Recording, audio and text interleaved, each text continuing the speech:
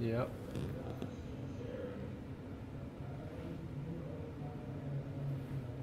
Good.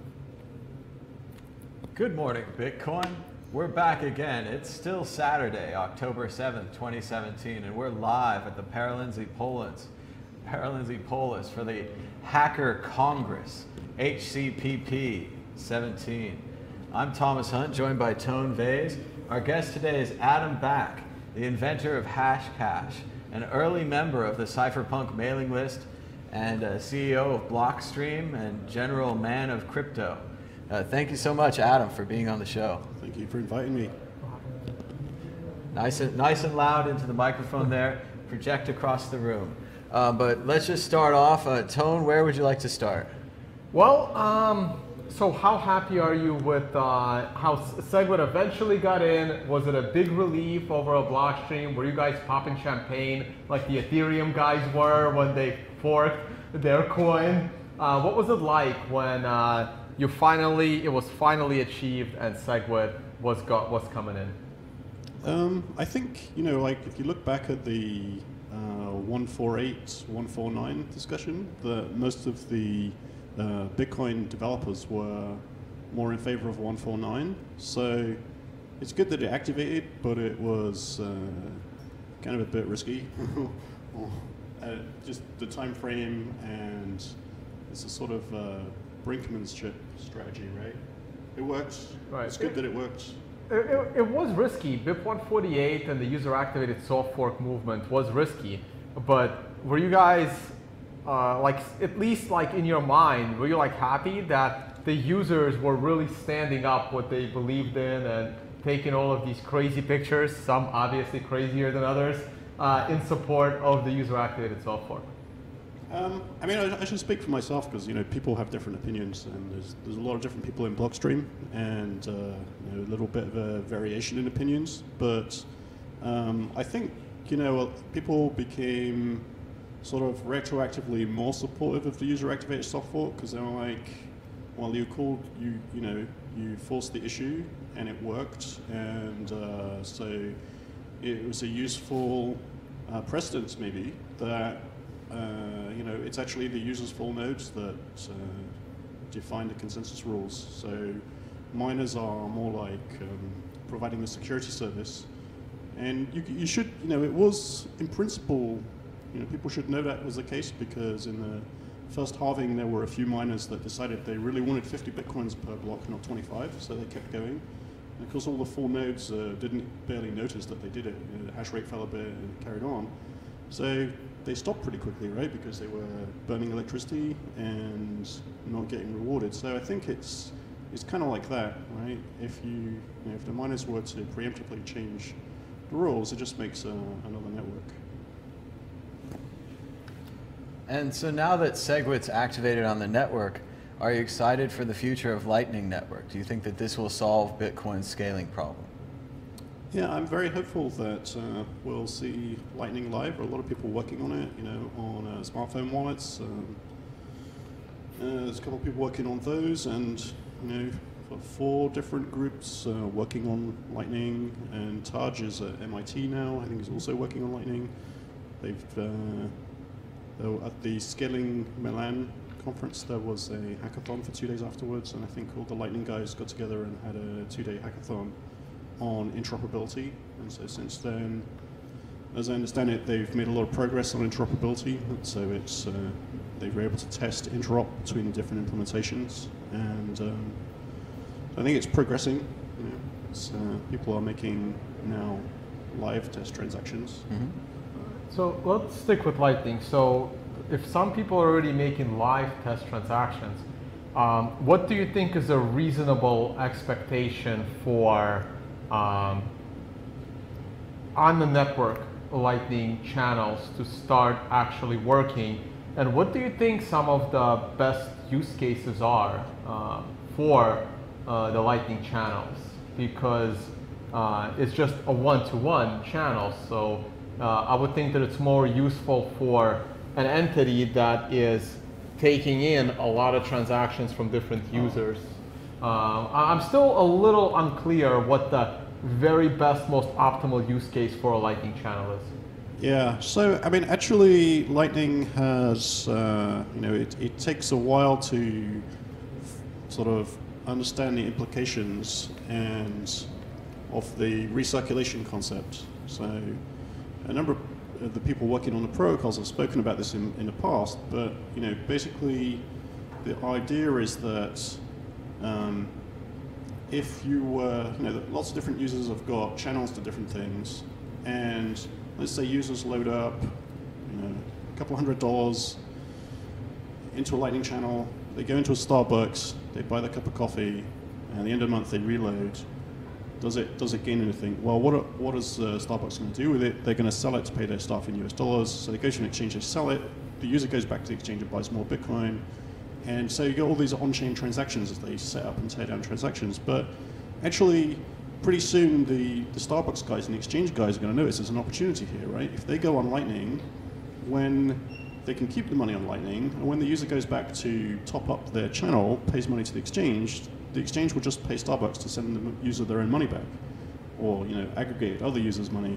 So basically, if you get that kind of situation going on, and other situations like it, it can potentially recirculate almost indefinitely. And it's also, it's multi-hop. So you might not have a channel to Starbucks, but you might have a channel to 3 or 4 other users, and some of those have channels to Starbucks, and that's good enough. So you could have like a 10-hop route in the network. It's automatically routing the cheapest route to send the payment, and using routes that have enough capacity. So the capacity could come from multiple channels. But how would it know? Like, isn't anonymity lost with that system? Like, how would Starbucks know that I am friends with Tom? And if I have a Lightning channel with Thomas, and I'm not sure why I even would. I don't think we're sending micropayments to each other, and he has a Lightning payment with someone else, and that person has a Lightning channel with Starbucks. Do I really want Starbucks knowing that this is the 4th degree of connectivity that I have to these people? How good is the obscurity and fungibility over this? Like, I want to be able to pay Starbucks through Lightning, but I don't want them to know who my friends are. Right. So, I mean, I think the idea is that you would have Lightning channel balances, which are hopefully not too identified to you as a starting point, and you didn't associate a full name with them and so on. And it's a kind of source routed network. So your wallet gets a map, and in the first version, each wallet node has, each wallet is both a peer-to-peer node and a wallet. So you would be routing transactions even on a smartphone for other people and taking small fees for it. So your wallet figures out for itself different routes by which it could get to Starbucks. And if somebody's eavesdropping on the network links are encrypted in a sort of onion encryption like Tor does. So it's kind of Tor-like. And so I think the guy at the end doesn't need to know that much about people earlier in the route. So it's a little bit like Tor, right? You get the request coming out and you send the response back, but you only see the end guy. You don't need to know the route. And so what have been some of the legitimate criticisms you've had to address when it comes to these Lightning channels? Like, I know some people, it was a weird dynamic earlier when people were saying, well, Blockstream is trying to create these giant fees by creating a fee market, and at the same time, Blockstream wants to eliminate all fees with Lightning so that they don't get paid, which is like a catch-22. How did you guys deal with that criticism? Well, I'll speak for myself, but I mean, it's clear that there's a lot of armchair protocol experts who have views on everything, who are maybe not consistent and just putting out lots of different, well, this could be bad and that could be bad, and the fact that those two things are contradictory doesn't deter conversation, right? It's the internet, so people are going to say what they think. But I mean, yeah, there should be competition between on-chain transactions and Lightning, which should, in the short term, I would imagine reduce fees on the main chain. I mean, my guess of how people would look to use this, or certainly what I would be comfortable doing, is to put all of the funds you would normally keep on a smartphone, so it's probably going to be under $10,000 if you're flying through airports and stuff. So, you know, something that you might spend for a hotel or a flight or restaurants and things like that. So, sort of spending money for a period of time that you wouldn't be like bankrupt if you lost. I mean, okay, that can go on a smartphone with Lightning, and you know, the cold storage, savings, investments, trades on exchanges, that would go on chain. So now there is an argument longer term that you know, because one you know, there are different players in the ecosystem. So miners in the midterm need to get paid fees. Right now, there's a lot of reward. It's in people's interest to have more scale, so presumably miners will be okay with lower fees if it delivered some long-term value by allowing a lot more users to transact and get value from Bitcoin. So, but in the midterm, I think it's still okay because you can, you know, if you can sort of multiply the number of transactions on Lightning compared to the on-chain transactions, then one on-chain transaction can pay, sort of prepay for hundreds of off-chain transactions. That's the way I see it. The other thing to realize, which is you know, is not obvious, is that it's backwards and forwards compatible in principle. So, as a user with a Lightning wallet, you can send money to a user who doesn't have Lightning, because your Lightning transaction is a channel, and you would just request that the other side. I mean, it's a multi-sig, right? So you'd request that the guy on the other end of the channel would peel off the channel, you know, a Bitcoin to pay this other guy who doesn't know about Lightning, and they would just make a regular payment. And the other thing is, if somebody who doesn't have Lightning, you want them to pay you, and you have Lightning, you give them instructions to increase the balance of the Lightning channel, of one of your Lightning channels. So it can be opportunistic even. So I think the first implementations and wallets and things are focused on, you know, the base case, but those types of extensions to make it very backwards compatible and interoperable are there. So it makes it feel less, because one of people's concerns is like, well, what am I going to do in my wallet? Am I going to have, you know, some coins in Lightning and some not in Lightning, and now it's a complicated concept. But I think the answer is no. You know, you just put all the stuff in Lightning, and you can pay people who don't have Lightning, and you can receive money from people. Just like SegWit is the current. Actually, some of the wallets still have not integrated SegWit addresses yet. So it's a bit of a programming challenge. So do you think it will be a little easier for them to add Lightning to their wallets, or is it going to be another challenge programming, especially for some of the smaller wallets out there with one or two developers? I would say SegWit is a lot simpler to integrate, sadly, for Lightning's deployment. But you know, there are people who are making Lightning-only wallets, or you know, trying to make it look, make it feel easy to use, and get the interoperability right. So, yeah, I mean, I'm interested to see what, you know, it should provide a lot of scale and open up new use cases as well for sort of metering, right? So you can pay for Wi-Fi by the minute, or you know, things like that. You want to move the discussion over to the hard forks, and I call it the two little elephants in the room. No, I've got more questions before we go to that. So a lot of people have been waiting for a large project to come out of Blockstream. For a while we thought it would be Liquid and the side chains. Oh, yeah, Liquid. But now it's starting to look like it's going to be the Blockstream satellites. I wonder if you could just tell us a little more about the satellite program and what you guys have planned.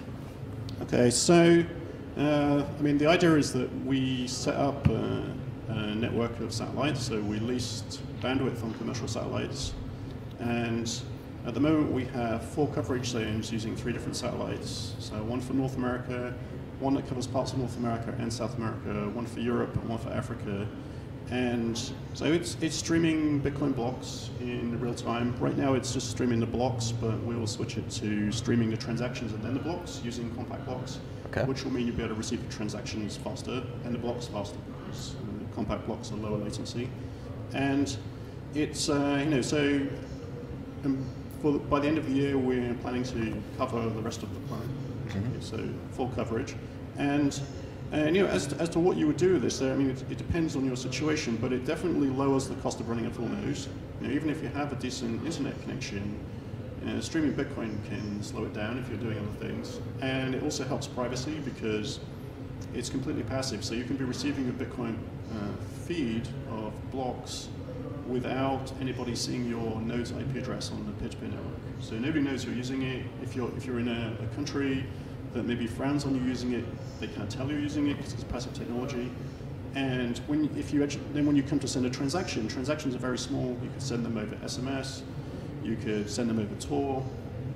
And so what you can do with your full node, if you're already internet connected, is you can run a full node wallet on it. Some people also thought of the idea of running an offline computer with its only connection being a read-only satellite link. Mm-hmm. So that's another kind of sort of like an offline node that knows what's going on in the world kind of thing. But generally you could connect your smartphone wallet to your own full node over Tor. So, and the Green Dress wallet and the Samurai wallet have a configuration to do that. And in that way you get full node security, which is good to have when unstable things are happening on the network with forks. So yeah, that helps there. But also for emerging markets, it reduces the cost of full node ownership. So there's a guy called Tim Akimbo, who's a software developer in West Africa. And it looks like he's the only full node in like 500 kilometers of radius. Sure. So he's, for that kind of area of the world where fast internet connection is expensive, you can run a full node very cheaply. The satellite equipment is about $100. If you can recycle a satellite dish, it's a standard satellite dish. The specific to the Blockstream satellite is about $20. So with that and your power costs, then you have no recurring costs to receive the Bitcoin transaction network. And with that, then they can pull an internet connection or send out transactions through SMS, GPRS, whatever they have, basically. So this would give users in areas with bad internet or perhaps bad governments the ability to run full nodes and then process transactions, maybe sending them to the network through SMS, verifying them through the satellite and the full node, which would be a one-way, download-only, passive direction, not monitorable by the government. They're just listening to the air. Right, exactly, yeah. Yeah, so what you said about the interest from countries. So there is a coincidence between countries which have poor infrastructure, maybe financial hardship, poverty, unstable currencies. They tend to be also the countries that have weak infrastructure and can't afford to pay for these things. So they have a good demand for Bitcoin potentially if the scale is there. But maybe they can't afford to access it, or can't afford to access it in a direct way. All right, well, a very quick question on Liquid. Just what's the status of that project? I find it to be very interesting, and I also find it to be very scary. Okay, so we can talk about both of those things then. So the status is that we're working with about a dozen exchanges on integration. So there's a lot of action in Japan because there's a lot of volume there, and in the US, Bitfinex is one of the providers in the US dollar side of it. People are interested to do arbitrage, often US dollar to US dollar or Japan to Japan, but also internationally. And obviously the idea is that you can move Bitcoins very quickly on this sidechain because it's not relying on mining, and you can do it very privately because it's using confidential transactions. There have been stories about people trying to monitor the blockchain to look for trades to front run, basically. So the confidentiality can help there. But obviously having the Bitcoin part of it is the lesser of the two problems. If you've got to wait an hour to deposit some coins to take an arbitrage opportunity, and it takes you an hour, that's not so bad compared to if you have to wire money somewhere and it takes you 3 days or something. So what we're working on now is the next step. So the next version is going to have fiat support. So this is a sidechain with extensions that includes the ability to have issued assets, which could be shares or bonds or anything. But we'll issue, on the network there'll be US dollar coins, and so the experience would be you could wire money to an exchange, get the US dollar coins and the Bitcoins in a smartphone wallet with hardware wallet support, and move them very quickly to another exchange to take arbitrage on both sides of that. And when do you think like a beta version of this might be released? So it's in beta now, but so there are transactions happening, but those are the funds of the exchanges themselves. Right, like beta for the users. Yeah, so beta for the users Q1 next year. Okay. All right, a little quick thing on. Oh, you want to follow up? I'm ready to go now. Let's do a very quick. Let's finish up like 2 to 3 minutes. Let's talk about. Well, no, I mean on the hard issues. Yeah. Yeah, the hard forks. You have a question in mind? Basically, things have become more and more contentious in Bitcoin. You mentioned the user-activated soft fork. Some companies got together in New York, had the New York agreement. They agreed to do SegWit, then 2x. This allowed them to duck under the user-activated hard fork and verify it without verifying it. SegWit was activated on the network, but at the same time, they created a new coin. They created a coin called Bcash or Bitcoin Cash. Took off for a little while, seems to be going down in price now, and the miners are switching back and forth among other problems. What are your general thoughts about Bcash? Yeah, I mean, it was a bit odd because as I understand it, I mean, I wasn't in these meetings, but as I understand it, they were hoping to avoid a hard fork, and yet it was created by one of their core participants, Bitmain, actually created the hard fork. I mean, it's not a rumor. They published the UAHF paper. I believe they funded the developer on ABC GitHub, and more rumors about buying the coins, and I mean, actually on stage promoting the coin too. So sure. It's not for us to judge. People are free to make altcoins and new coins and promote them. Personally, I'm not very interested in that. I just buy and hold Bitcoin. Yeah, it's a bit odd for the agreement, because you could say, well, is the agreement still relevant if that was a core tenet to avoid that hard fork? Or well, now the hard fork is there and it's functioning, and it has some problems which presumably they will look to fix. What is it? The EDA? Yes, the emergency difficulty adjustment. Yeah. So, I mean, presumably they'll eventually fix that. So, I mean, you could say, well, why do we need another hard fork? And that was one of the questions Jimmy Song asked the mining panel at the Breaking Bitcoin conference in Paris, and he got a very interesting answer. They said that because there were now 2 chains, the miners, at least at that panel, and there were representatives from Bitfury and other mining companies there, they said because there are now 2 chains, the New York agreement was invalidated. They said that they were not required to mine the 2x branch, and that the miners could actually make up their own mind. Well, I mean, there's something else hiding in that summary, which is that miners, I mean, as we discussed earlier, miners don't set the protocol rules. They provide a service that's paid, and they only get paid when they make valid blocks for the chain they're mining on. So, and their decision about which chain to mine is driven by profitability. So basically, if in the hypothetical that the miners made a coin that nobody was interested in, or they decided to make proofs of work on pictures of cats or something, right? Sure. Then nobody's going to pay for them.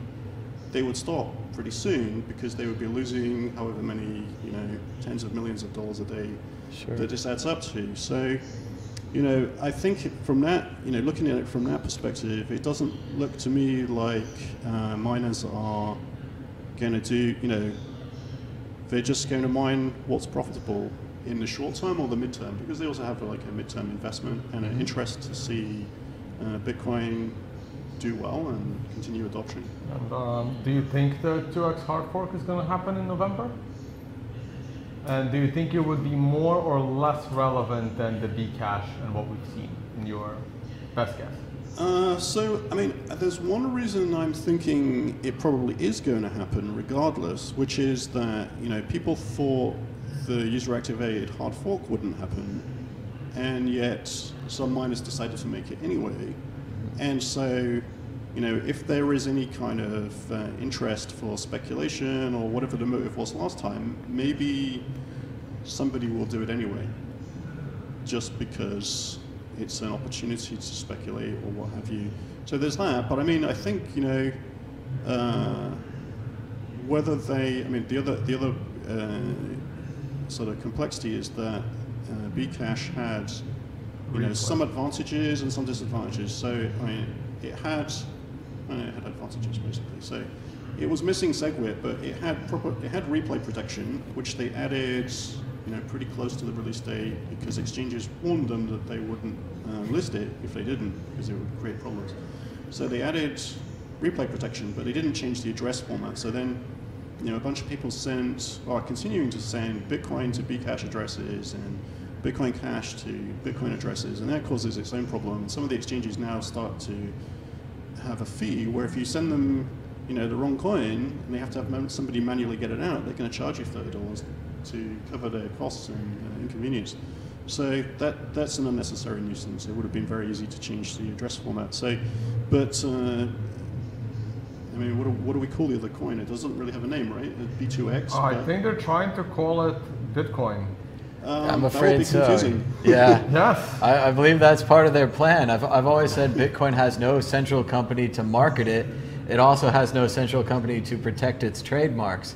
The Bcash logo is the Bitcoin logo, slanted to the left on a green background.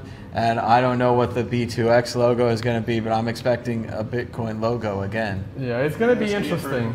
I mean, apparently there was already confusion with Bitcoin Cash because they gave it the ticker BCC, and I noticed on the WeChat forums that people refer to it as BCC, so the Chinese exchanges were using BCC, but there's an existing coin called BCC. Sure. So some of the other exchanges ended up calling it BCH, and I hear that there are people who bought BCC by accident, like bought Bitcoin Connect or whatever the old coin was. Sure. So, I mean, and I got to imagine that there are some like very new users who would come on and end up buying Bitcoin Cash when they thought they were buying Bitcoin, and that's not good, right? I mean, people should make an informed decision. It's also like very confusing and sort of fragmenting thing. But I mean, you know, whether they now with B2X, you know, they don't even have proper replay protection. So you know, the replay protection, such as it is opt-in. It looked like yesterday they were about to change, considering changing it to a different replay protection. We don't know what that will be. It's all you know, getting very late and insufficiently tested. I think, you know, is that part surprising? That they're looking to change? Well, I mean... No, that it's insufficiently tested and it's last minute and no one knows what's going on. I don't know. I mean, the Bitcoin protocol, you know, there's a lot of people working on it, right? Researchers from different universities. That's why we trust it. And there's like 100 people plus working on it at various, you know, to various degrees, either as a hobby or full-time in an academic context or what have you. So obviously a new fork doesn't have the resources and the experience as well, because it's, you know, it's probably the most high-risk piece of software on the planet at this point, and there's some very high assurance testing that goes into it, you know, automated testing and fuzz testing and testing the tests, testing some kind of thing where you intentionally trigger the failures to test the test program. People forget to do that. And, you know, interoperability testing, network testing, there's a ton of stuff that happens. And so the Bitcoin project doesn't release a protocol upgrade, you know, like the SegWit upgrade I think took a year and probably something like 9 or 10 months from starting coding until it was available for activation, and then longer for activation. So, and that was a soft fork, right? I mean, a hard fork is actually worse because it's going to have compatibility problems. And basically, every single piece of software and hardware on the network has to be adapted if it wants to follow. And there's also a lot of software that's designed around a singleton architecture. It only knows about one coin, right? And suddenly it has two, and they have a month to deal with it, right? Dealers. So, yeah, I mean, I don't know, there's different possible outcomes. I mean, one outcome is that the exchanges start asking for proper replay protection, and they do that. Obviously, they were hoping for a better market reaction than we see on the B2X futures that Bitfinex has. Sure. So maybe it seems, curiously, the value seems relatively consistent with the all these different online opinion polls that people put out, including there was one that uses the Coinbase KYC API. So that was a way to Luke Dash Jr. set that up. Yeah, to deter people from, rigging the vote, basically. Makes it much more difficult. So, they all seem to be fairly consistent with the price. My other theory is that if you take an opinion poll, that's users that are interested. So they're a little bit interested. Some people are maybe not tracking online forums, so it's not fully representative. But my other theory is that the people who have more money in Bitcoin because they were in there earlier or because they're an investor, they will have researched it more, right? So I would imagine that if the opinion poll is 75%, it seems to be fairly consistent by polls just across users or online active users, that it's going to be much more by dollar weighting, because you've got all these early Bitcoin whales and fund managers, and there are some VCs that manage Bitcoin funds on behalf of their VC clients or investors generally. So a lot of these people have been actively asking questions and concerned about disruption on behalf of their clients. But I think the investor thesis is also that it's counter-cyclical to an uncertain world. So you get geopolitical disruption, Bitcoin price goes up. So in that situation, I think Bitcoin itself is more interesting than a sort of retail optimized medium security chain. So I don't think there's much if you have 1 million new users using retail, they put $100 in, they buy the gadget, they keep a little bit of change, and the retailer sells it for dollars. That really doesn't do much for the price. It creates sell pressure and temporary buys. But if you had, instead of 1 million new users, if you had 10,000 new investors that each put in, well, not even 10,000, right? 1,000 investors that each put in $1,000, or 100 investors that put in $10,000, that will do a lot more to the price. So I think the overall picture for an investment angle, like my opinion, is that it's the sort of retail optimized spin-offs are not going to do well as an asset class. So and if that's all you want, there are lots of altcoins, right? If you just want Litecoin, many others. But other than the obvious time crunch, is there any reason you can think of why they wouldn't want to offer replay protection? Well, I mean, I think they were hoping that they would be able to persuade people or use their number of users to sort of cause people to capitulate or follow what their lead, so that everybody would go onto their chain. But it hasn't really happened that way. And so I've got to assume that no replay is it forces a change, I guess. Everybody has to adapt. But the question is, how do they adapt? They're probably going to go do some research that they haven't done before, try and understand it some more, and install a wallet that keeps using Bitcoin and protects better. So there'll be, I think it's a move towards full nodes, a trigger a move towards full nodes, because the smartphone wallets are not really as able to detect and protect against that kind of thing. Of course, many of the smartphone wallets nowadays are not really SPV, they're like hybrids. They have a semi-trusted server and they cross-check it with an SPV node, so they're already immune to hard forks. But I think the biggest problem is the lack of replay protection. If they fix the replay protection, then it's like relatively safe, like Bcash. But of course, if they start promoting it to users in stores, this is going to be interesting. From a confusion between users and merchants, right? So I think that anybody who's doing merchant integration, even if they have, they like these retail chains, are going to have to support both, because 95% of the users have Bitcoin, and in the meantime, while this is going on, Lightning is coming online.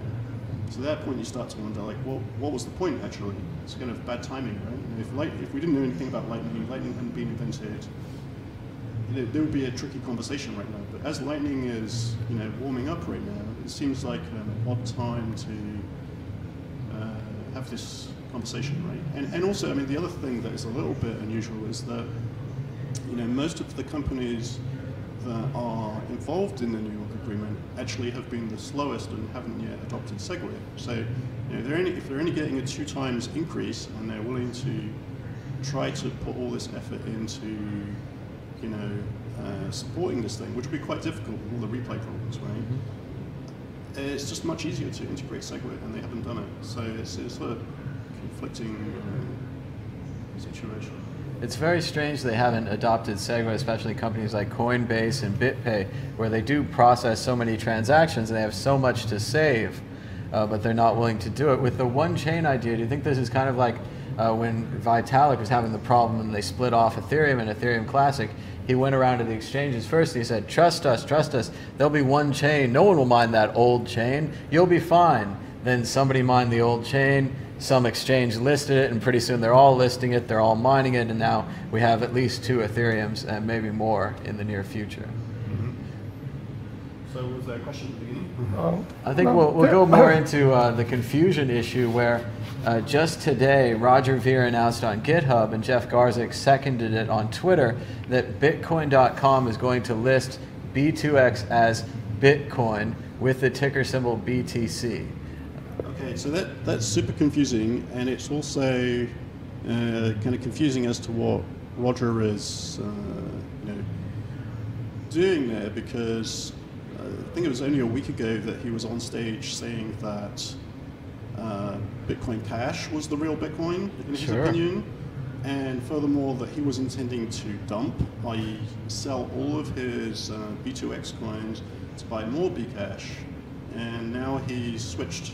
So I mean, if he's in the market advising people, that conference is promoting people to buy Bitcoin Cash, how does this look for the naive people who took that advice and now the price is falling, right? I mean, you shouldn't forget that there are many users who still have Bitcoin Cash that they were unable to sell, right? They have it. All the Coinbase users are still locked up. Many users have them in paper wallets or offline wallets they don't really want to touch, even if they would get free money. Well, actually, the physical coins is another one.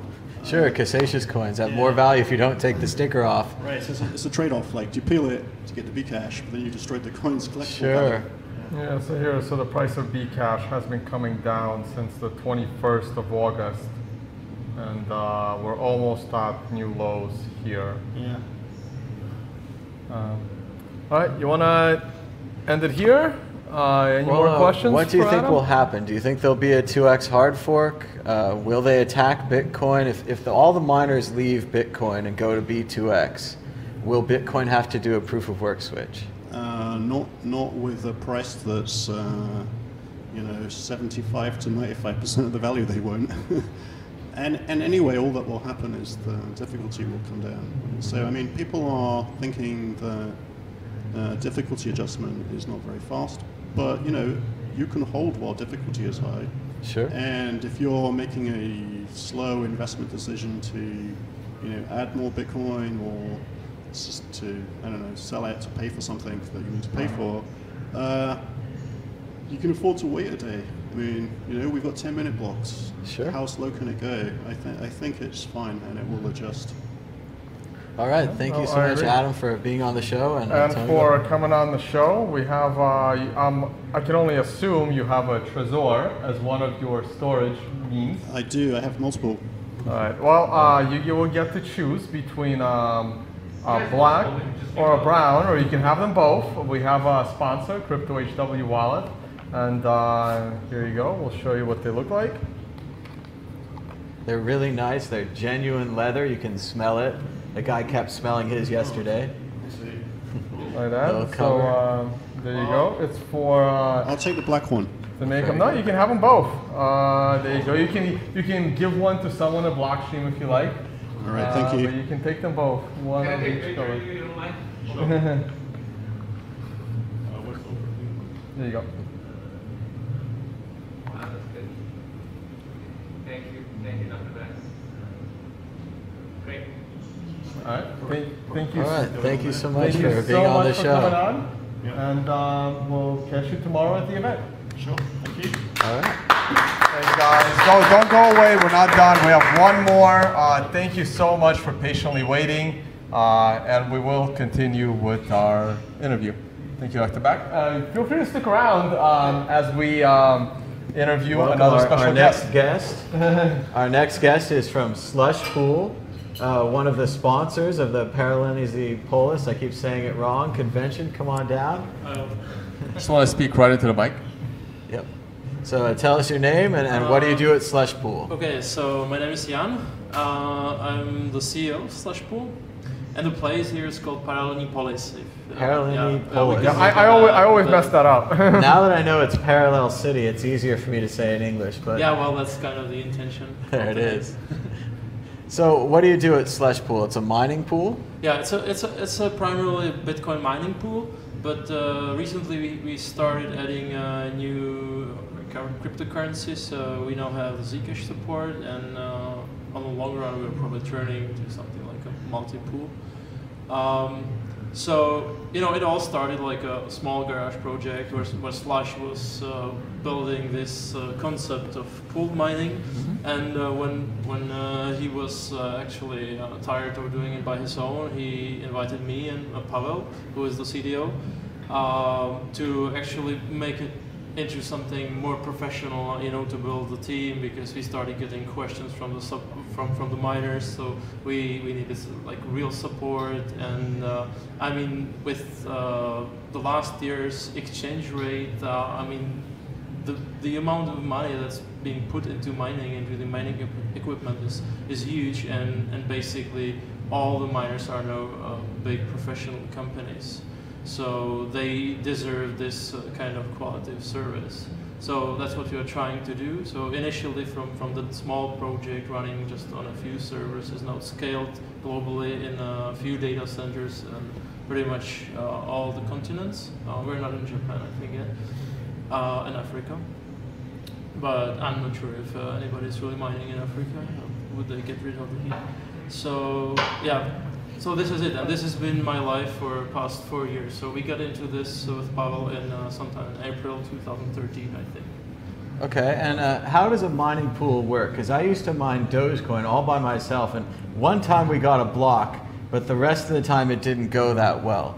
Can people just mine on their own, or do they need to mine in a pool? Well, if they want to get some regular rewards, some tiny fractions, maybe just to summarize the whole concept is that Bitcoins or any similar cryptocurrencies are mined in quantities that are the rewards for each block of transactions. Currently the value of the block is 12.5 Bitcoin, which is a lot of money. And you are able to mine as many Bitcoins as big as your portion of the total network hash rate, or of the total computing power in the Bitcoin network.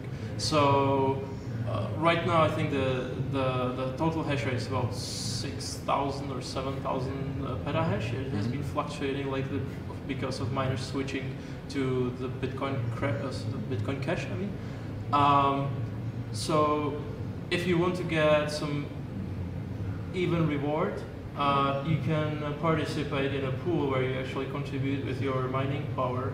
And at that time, when the pool finds the block, which means some of the thousands of the miners will find the golden nodes, which yields the good target and is the valid Bitcoin block. Right. We get the reward into our wallet and then split this reward among the miners, depending on how they participated in this round. And you guys do give out the transaction fees as well, which some pools don't. Yeah. This is something that we find normal. I mean, this is part of the mining reward, so we don't see a good reason. I mean, we take our commission on the whole reward. Right, that was going to be my next question. How does Slush Pool make money? Yeah, so Slush Pool makes money by taking commission, which is currently published. It's 2%. It has been like this from the very beginning. And so 2% of the total block of the reward total with block commission. reward, right? And maybe it's a good information that some miners don't pay attention to.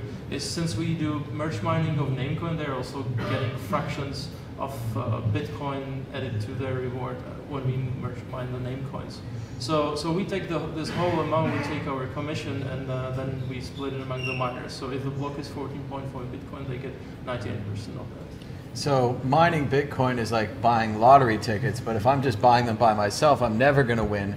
But if I join a pool, we're mining maybe millions of lottery tickets, and we have a much better chance of winning, right? Right, and but the rewards would be small. The reward is very small, yeah. but you get something. I mean, technically, if you're around with your equipment for long enough, you probably find a block once in a year. But the question is, if at that time the difficulty is then high that it actually lowers your probability. So that's just assuming that the difficulty of the network would stay on the same level. So for the miners to actually, not to entirely eliminate, but to at least reduce this variance in their reward is actually beneficial to mine like this. Yeah. Well, but so I tried mining back in 2013, and I waited a long time for my Butterfly Labs machine to arrive. And when it finally did, it was probably worth about half what it should have been a few months previously. But then I saw a young man speak at a Bitcoin convention. You might have heard of him, Vitalik Buterin. He used to write for Bitcoin Magazine or something at the time. And he gave a speech that really struck to my head. It reminded me of something he said. Whenever you ship a miner for about a week or so, it loses half its value. So in his opinion, the minute you finish writing the chip for the miner, you need to take it across the street to your mining factory and plug it right in. Is that your experience on miners? Is it mainly done by larger factories, and do they still ship them to people? Does it just waste too much money? I think the miners that we personally talk to, they usually arrange for ordering big batches of them. Right, so hundreds, thousands of miners? Yes, what the size we're talking about? Right. Yeah. I don't know about any individuals really getting small amounts, but I'm actually one of the cases like you are. I own one Butterfly Labs machine, like 50 gigahash. Sure. At that time, I would say it wouldn't pay off, but I think it cost like $2,000. But on a long run, this machine actually made 1.5 Bitcoin. So in today's price, I made some money on that. But at that time, when Bitcoin dropped to $200, I would say, well, it's never going to. No, I was able to sell my machine on eBay, and I recouped some of the costs later. So I did. We still have it because yeah. we sometimes use it for testing. I mean, it's 50 gigahash, so it's able to complete some of the jobs that we give to miners. Sure. So I have one miner running at home. I have it's an Avalon miner. It's a 7 terahash miner. I do have it connected to Slush Pool for the record when I have it connected. I don't have it running 24/7. I'm not sure if it's ever going to pay off. It also took me a month to set up the miner because I traveled too much, and it actually wasn't simple. It was setting up your first miner is actually pretty damn challenging. I have videos about it. But my other question is, do you guys as a company, Slush, are you also mining on Slush Pool, or is it just a service for other people and you are not participating as a corporation? Oh, as of now, we don't own any mining equipment that would be worth connecting to the network. So you don't have any? No. Okay, I see. We really focus on running the whole operation, and we actually did a road trip this summer before the August. So have it split, yeah. And we wanted to talk to our big miners, and when we saw their operations, I mean, this is a different business. We are good at running the high availability systems to distribute the mining jobs properly, but I don't want to get into this business probably. It would be nice. We're being asked by our miners, when are you guys going to come with your own mining equipment branded with Slush, so that it would be just, you can plug it in and connect it. Sure. Well, it all depends on the availability of the silicon, which we know what the current situation is. So, yeah. I'll tell you, I don't want to be in the mining business either. Those things ran constantly in my house. They heated it during the summer, and they annoyed me when I tried to watch movies. So I've had enough of that. Yeah, I mean, the home mining is a completely different thing. But the professional setups, they really build all the air conditioning path, and the airflow is really computed, and yeah, I've heard of mining farms in Iceland using geothermal energy, using the outside air, just filtering it right in. Yeah. One thing that I find very interesting is when we talk to the big players, they don't count in gigahashes, which is what we do because we care about the revenue. But they say, well, this is 1 megawatt. It's like, well, okay, it's 1 megawatt. But how much? What is the hashing power, so that I can actually have an idea if it makes any money or not? I would say, well, we don't care because it all depends on the price of the electricity that we get, and yeah. And now, do you hear any liquid-cooled miners, or is it mainly the air-cooled miners these days? Well, we heard about them from them. They did some experiments, but the problem is that the cost of setting up liquid cooling in this scale is much higher and maintaining it than the simple airflow. So even though they're wasting some electrical energy on running the fans, the percentage, I don't know the exact numbers, sure. But let's say if they were running like 1 megawatt, it would be like tens or maybe up to 100 kilowatts wasted on the fans, which is not that significant. Sure. And would they be set up in factories, or are they arriving in shipping containers? At one time, they floated the ideas of putting the miners in a shipping container, shipping them somewhere, plugging the box right in. Oh, there are different setups, but generally big halls. Sometimes companies build like dedicated buildings when they think that the containers is not an ideal setup. It really depends also on the climate, on the weather conditions. Some areas are very dusty, so they have to do a lot of filtering of the air, and yeah. Sure. So I mean, I don't want to be in this business really. Yeah. All right, so let's talk about your Slush's view on mining. So how do you guys view the mining of empty blocks? Like, you're just getting a header and you're trusting another miner and potentially mining on that, but the outcome may be mining an empty block. What are your thoughts on that? Well, generally, since the empty blocks are not congesting the blockchain in a real sense, I mean, they're not taking any significant space in all the copies of the database on all the nodes. I don't think it's really an issue. What would be an issue if because it actually takes time for the node to construct a new block template. So this is actually the reason why you start mining with an empty block. In the meantime, while the node is computing the new template, this is the safe way that we do it. I mean, technically, you could have something cached and try to build it on your software, but you want to trust the code base that's running in the node. So I personally, and we generally look at it that from mining point of view, this doesn't bring any bad effects.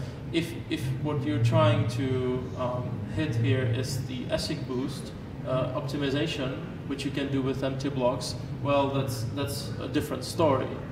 But well, I wasn't going towards ASIC boost, okay. But what are you, since it's brought up, what are your views on ASIC boost? Because we can talk about mining with ASIC boost. I was just talking about mining empty blocks, without ASIC boost. Yeah, but okay. What are your general views on ASIC boost and the way that whole discussion went down about 6 months ago? Well, if we say that ASIC boost is sort of a flaw in how the blocks are designed, that they actually allow to do something like this, well, if this thing is available if it was available to every miner, I would not necessarily find it bad. But the problem is actually if somebody would have the advantage. It's sort of, but it's on the other hand, it is difficult to really prove that somebody is misusing it. Right. So you do feel that using ASIC boost is a bit of a misuse because it's not something that's widely used by everyone. Yeah, and it is not being used by everyone because the technology is not open and it's not available. All right, so let's put the ASIC boost aside, Okay. and as you mentioned, so you guys don't see an issue trusting other miners and potentially mining empty blocks. I actually wasn't sure. I know Bitfury never does that. They have made a commitment not to do it, but right now I'm looking at blocks being mined today, and I do see Slush mining a block within in less than a second after Antpool mined the block, and the amount of data inside that block is pretty much nothing, surrounded by a full megabyte block. So would this be an example of mining an empty block on top of somebody else's header? Yeah. Okay. So I was just curious. So I actually am trying to gauge which miners are okay with that and which miners aren't. We're okay with that. Well, the way it works is that once a new block is found, we immediately distribute a new work for all the miners with this empty block. And in the meantime, the node is computing the new template, and once the template is available, we refresh the job. And I hope I'm saying this right, if it's in line with what Pavel would explain. Once the new template is constructed in the mining nodes, we just distributed the new job right away. So and this was the coincidence where actually somebody found the block. Well, what can you do? Right. Well, again, I'm not personally, I'm not very happy with because the mempool's full. I would like to get it set. I'm not happy about that, but I usually only call out miners for being hypocrites when those miners were against segregated witness and they want bigger blocks, yet at the same time they're mining empty blocks. Okay. So that's been my biggest criticism. So I've been very critical of Antpool and Via and some of the other ones in that regard. Well, we always try to give the miners the voting right to choose. So what do you think the future is? Where do you think this is headed? Do you think it will be more pools, less pools? Do you think everything will, do you think there is centralization in China going to get worse, better? What's your outlook for the future of mining and pools in particular? Well, what the future in China is, it's really hard to say what is being lost in translation and what is really the truth. My personal perception is that I really have no idea if the Chinese government is eventually going to step into the mining, and because this is their main concern. What I heard from many people is the export of the capital. China has some restrictions, right? And up till now, it was possible to do this through the exchanges and through the cryptocurrencies, and they started regulating this. So once they focused on the exchanges, they still see that probably the capital is flowing out of the country, which is not in line what they want. Right. And if they focus on the mining, that would be another channel. So I mean, I'm not very familiar with that environment in China. Well, our operation in China is present, but is small. So, I mean, it's really hard to judge. Nobody from our office is a native speaker in Chinese that will research their forums. So we only get this information indirectly. It's always nice to talk in the conferences to somebody who is native and can describe the situation. Yeah. So now, what about a 51% attack? I've heard if someone gets 51% of the Bitcoin network, they could maybe change the direction, start their own chain. How much percentage does Slush Pool have, and do you think 51% attacks would be a problem? Well, I think right now we're around 6%. 5-6%. Yeah, you guys used to be a lot bigger. But what happened? It was in the early times where there were, I mean, not so many pools, and the competition was not so big, and actually all the big manufacturers started pretty much their own pool mining. So for their customers, sometimes there's not enough motivation to switch over to Slush Pool unless they want to do some political act like voting for SegWit or something like that. And since the primary motivation of most miners is the money, that's why they sometimes do it, or most of the time they do it. Sure. I mean, there's no point of messing with the setup that they're provided with the manufacturer. So, I mean, that's why it would be nice if we ever had some. So now you only have 5 to 6%, Yeah. so that's not really a threat for 51. No, we're not. I've heard on Bcash that there's an unknown miner mining 91%, I don't know the exact number right now, of the chain. Do you think that's a potential for a 51% attack? Do you think that's a safe way to run a network?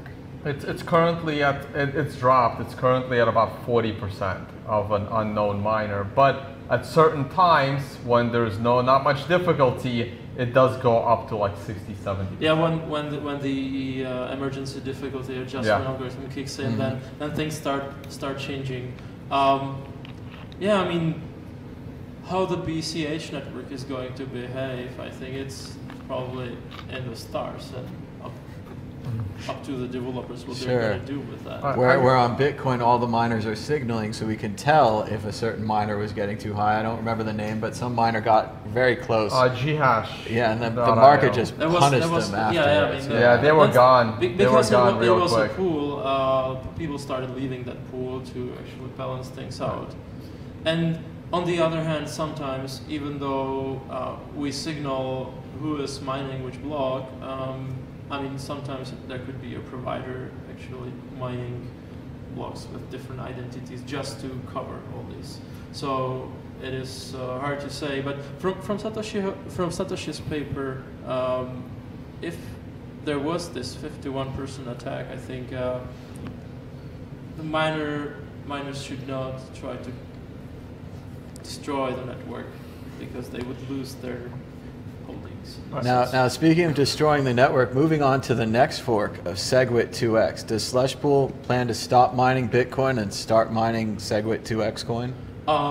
It's actually a very intensive discussion in the company right now. Well, with the BCH, we just decided for political reasons we are not going to support this unless it becomes one day a main chain.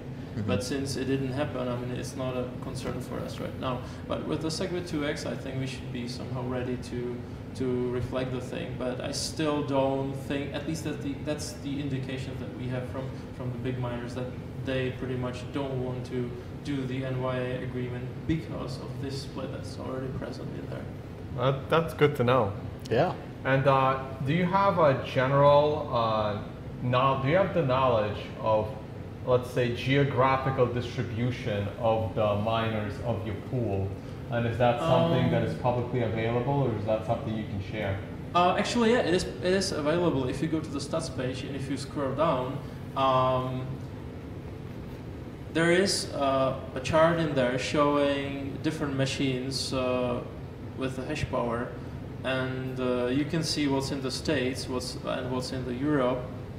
And yeah, if you go to... Oh, I'm logged out. I don't know my own password. To go just here. click on Pool Stats, and where are we going? Stats. System stats. Yeah. Do the users see that or not? Okay, so this is the summary hash rate. But if you scroll down even further,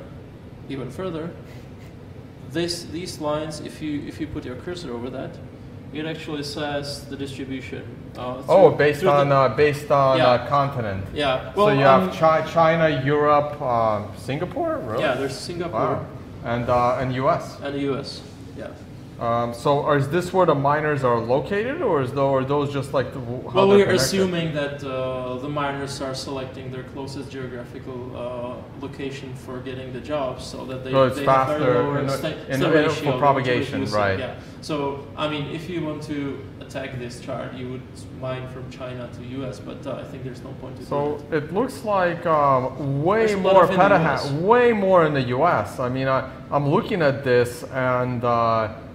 That's like is this 250 is the euro. So right, so you're looking at 15 petahash for China versus 250 for Europe, and the US is actually less than Europe. So it looks like Europe is your biggest. Well, the US you have 3 locations, so right, it's it's 300 for the US.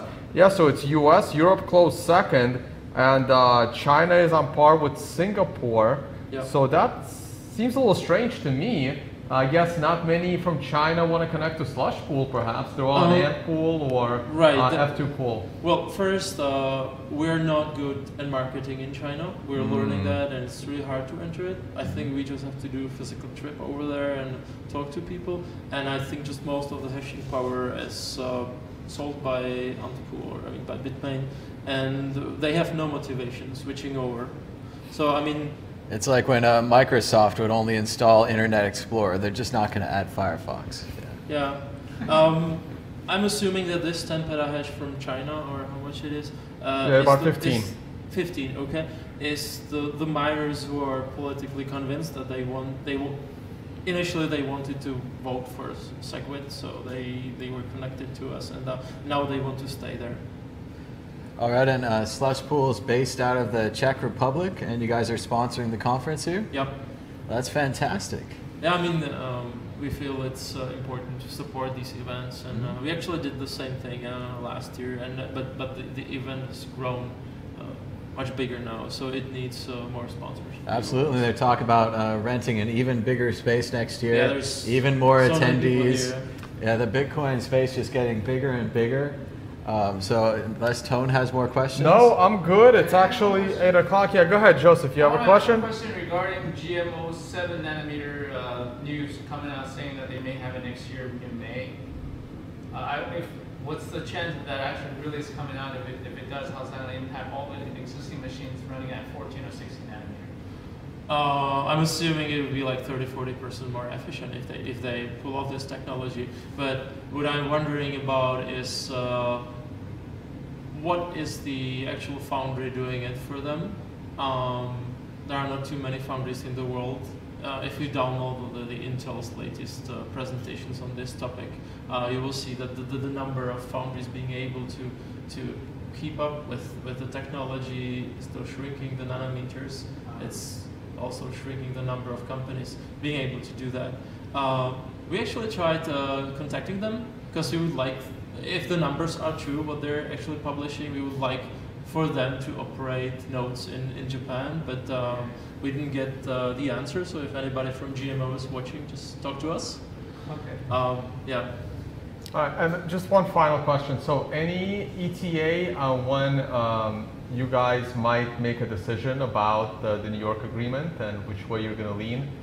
Do you have a deadline for that? Do you want to decide by end of month, or well, yeah, you have meetings coming up sooner? Yeah, I mean, we have to be sure about this by the end of the month. But for us, the least work would be if it worked like the same way as BCH. Basically, nobody would care pretty much in this space. But yeah, as you guys said, if the Bitcoin.com is going to up with the ticker for the SegWit 2x, there's going to be a lot of confusion among people. So. All right. Well, thanks so much for coming on the show. And thank you. Another Czech company is Trezor.